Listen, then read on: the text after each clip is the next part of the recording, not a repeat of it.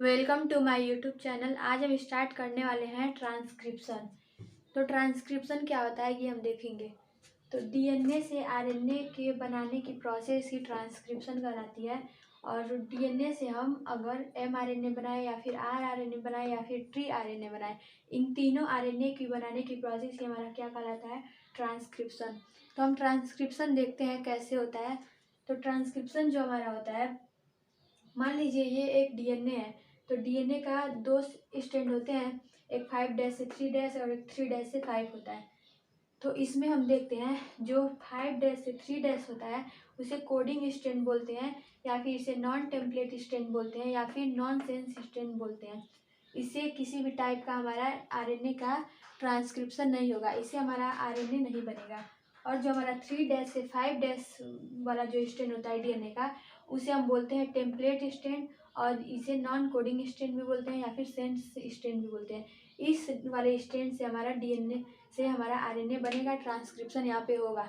तो जो हमारा टेम्पलेट स्ट्रैंड होता है ये हमेशा 3' से 5' की ओर होता है, और जबकि हमारा 5' से 3' वाला जो होता है वो कोडिंग स्ट्रैंड बोलते हैं। तो ये हमेशा 5' से 3' की ओर होता है। कोडिंग स्ट्रैंड नाम भले ही है, लेकिन ये किसी भी टाइप का अमीनो एसिड को कोड नहीं करता है, और इससे हमारा आरएनए नहीं बनता है। हमेशा हमारा आरएनए जो बनेगा वो टेम्पलेट स्ट्रैंड से बनेगा। तो हम देखते हैं कैसे बनता है। तो ये डीएनए का डबल स्टैंडर्ड डीएनए लिए हम।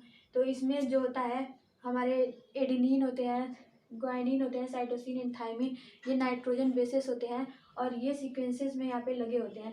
तो हमेशा एडेनिन थायमिन के साथ जुड़ता है और ग्वानिन साइटोसिन के साथ जुड़ता है। तो यहाँ पे हमारा जुड़े हुए हैं सब सारे एक सीक्वेंस में। थायमिन, एडेनिन, ग्वानिन, साइटोसिन जुड़े हुए हैं। तो थायमिन के साथ एडेनिन जुड़ेगा और ग्वानिन के साथ साइटोसिन जुड़ेगा। तो यहाँ पे हमारा डीएनए से जब आरएनए बनेगा तो यहाँ पे सब कुछ वही रहेगा, बस यहाँ पे थायमिन की जगह पे यूरेसिल आ जाएगा, क्योंकि डीएनए में थायमिन पाया जाता है जबकि आरएनए में थायमिन की जगह पे यूरेसिल पाया जाता है। तो जो हमारा डीएनए से एमआरएनए बना वो भी होता है जो 5' से 3' की ओर भी होता है। तो जो एमआरएनए होता है उसका स्ट्रैंड जो होता है 5' से 3' होता है, और ये जो होता है एकदम जो डीएनए का जो स्ट्रैंड होता है कोडिंग स्ट्रैंड, उसके एकदम सिमिलरिटी दर्शाता है। बस उसमें एक ही डिफ्रेंशिएट होता है, क्योंकि यहाँ पे थायमिन की जगह पे यूरेसिल होता है। बस यही एक है डिफ्रेंशिएट इसमें हम कर सकते हैं, नहीं तो सब कुछ इसका सीक्वेंस एकदम सेम है। यहाँ पे एक जगह पे है GCU, यहाँ पे बस यहाँ पे यू की जगह पे यहाँ पे T आ गया है, बस यही है। और हम इसे आरएनए में हमारा जो अगर हमें पहचान करना रहेगा तो आरएनए में यूरेसिल होता है, और हमारा जो कोडिंग स्ट्रैंड होता है उसमें थायमिन पाया जाएगा।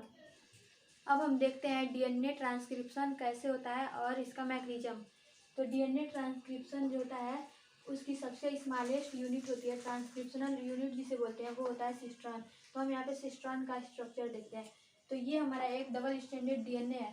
तो डबल स्टैंडर्ड डीएनए में हमारा एक प्रोमोटर रीजन पाया जाता है, और यहाँ पे एक बीच में जो होता है स्ट्रक्चरल जीन पाया जाता है, और लास्ट में टर्मिनेटर होता है। और इसी को पूरे पार्ट को मिला करके हम बोलते हैं सिस्ट्रॉन, और यहीं से हमारा क्या होता है, ट्रांसक्रिप्शन होता है। तो यहाँ पे हम ट्रांसक्रिप्शन का मैकेनिज्म देखते हैं। तो मैकेनिज्म में हमारा 3 स्टेप होते हैं।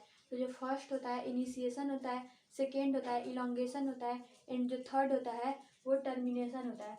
तो प्रमोटर से हमारा इनिशिएशन स्टार्ट होगा, यहाँ से हमारा ट्रांसक्रिप्शन स्टार्ट होगा, और यहाँ पे हमारा आरएनए डीएनए से हमारा आरएनए बनेगा, और यहाँ पे हमारा टर्मिनेट होगा, यानी कि यहाँ पे हमारा ट्रांसक्रिप्शन रुक जाएगा। तो ये है हमारा ट्रांसक्रिप्शनल यूनिट सिस्ट्रॉन और इसके फंक्शन। हमने ट्रांसक्रिप्शनल यूनिट सिस्ट्रॉन के बारे में देख लिया है। अब हम देखेंगे ट्रांसक्रिप्शन में कौन सा एंजाइम यूज होता है और उसका क्या फंक्शन है। तो जो हमारे ट्रांसक्रिप्शन में एंजाइम यूज होता है वो है आरएनए पॉलीमरेज। ये ही क्या करता है, आरएनए का पॉलीमराइजेशन करता है। इसे डीएनए डिपेंडेंट आरएनए पॉलीमरेज बोलते हैं।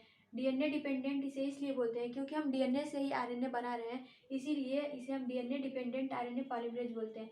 और जो आरएनए पॉलीमरेज होता है उसकी 4 सब यूनिट होती हैं, अल्फा की 2 सब unit and beta, beta dash, इनसे मिल करके आरएनए पॉलीमरेज बना होता है। तो अब हम आगे देखते हैं।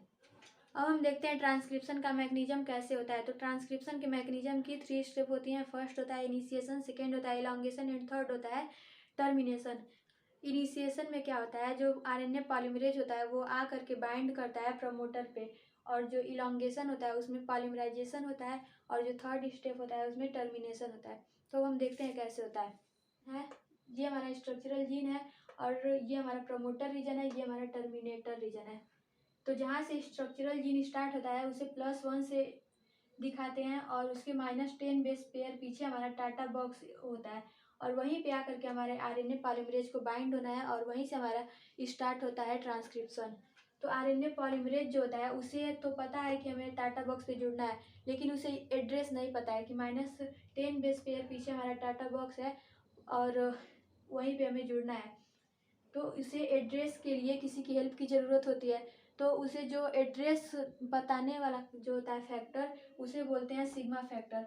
सिग्मा फैक्टर को इनिशिएशन फैक्टर भी बोलते हैं। ये क्या करता है, आरएनए पॉलीमरेज के साथ बाइंड होकर के एक को एंजाइम बनाता है, और ये जो न्यू जो बना है आरएनए पॉलीमरेज, ये जा करके टाटा बॉक्स पे जुड़ जाता है सिग्मा फैक्टर के साथ। अब यहाँ पे आकर के ये जुड़ चुका है। अब यहाँ पे पॉलीमराइजेशन स्टार्ट हो जाएगा। तो आरएनए पॉलीमरेज जुड़ चुका है आकर के यहाँ पे। तो सिग्मा फैक्टर का कोई काम नहीं है, उसका काम बस यही था कि एड्रेस बताना। एड्रेस अब पता चल गया, अब इसका कोई काम नहीं है, तो इसे आरएनए पॉलीमरेज रिमूव कर देगा। अब क्या करता है, आरएनए पॉलीमरेज हमारा स्टार्ट कर देता है पॉलीमराइजेशन, और स्ट्रक्चरल जीन पे जो टेम्पलेट वाला रीजन होता है वहाँ पे हमारा पॉलीमराइजेशन स्टार्ट हो जाता है 5' से 3' की तरफ। इस तरीके से वो बनाता चला जाता है mRNA, और यहाँ पर हमारा आ करके टर्मिनेटर रीजन स्टार्ट हो जाता है। तो टर्मिनेटर रीजन पे हमें मान लीजिए रोकना है आकर के ट्रांसक्रिप्शन को। तो ट्रांसक्रिप्शन को रोकने के लिए हमें एक टर्मिनेटर फैक्टर जो होता है उसका यूज करते हैं, जिसे बोलते हैं रो फैक्टर।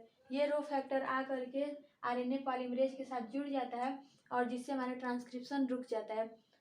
तो रो फैक्टर को बोलते हैं टर्मिनेटर फैक्टर, और यहीं पे हमारा ट्रांसक्रिप्शन स्टॉप हो जाता है, और जो हमारा mRNA होता है वो बन के तैयार हो जाता है। और आरएनए जो बनता है हमारा वो 5' से 3' की तरफ होता है, और इसे mRNA बोलते हैं।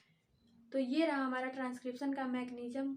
आई होप आपको ये वीडियो अच्छी लगी हो। अगर अच्छी लगी हो तो प्लीज़ लाइक करें एंड चैनल को सब्सक्राइब करना ना भूलें। Thanks for watching.